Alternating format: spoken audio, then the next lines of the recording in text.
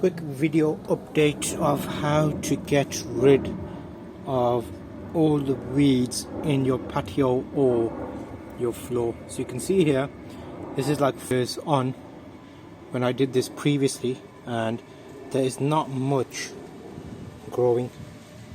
You see there's an odd one here, but that's just in the cracks. You see there's not much root system there. So overall, there's been a few comments on the old video. A lot of professional builders apparently were watching how-to videos, which I don't get, but they were telling me it won't last. But you can see here, there's not been a single weed growing back up. And just to let you know how this works, I've taken out one of the slabs.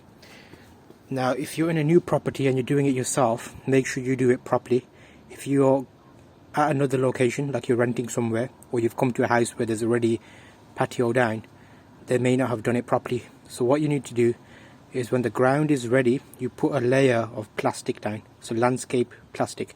That stops weeds growing from the ground up through the gaps. On top of that, you've got a layer of sand, screte, and then the slab itself sits on there. Obviously this will be all leveled up there, you can see. I've just taken it out to show you. That's why I don't get many weeds growing from the ground. All you get is the deposits in the gap, seeds, or just the air, atmosphere drops things, birds drop stuff, and those tend to sprout in these gaps. So there's not much gappage there. You can see there's a couple here, look that, but it's not really like a big issue.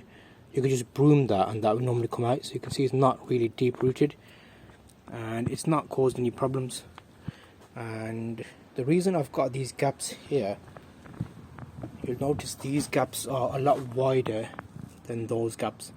That is because how the floor is, it's all sloped towards this side, so when it rains the water gathers up here and then comes and goes into the drain gutter, which does mean more water is flowing across this area, and the water is getting below, which is then making it sink slightly.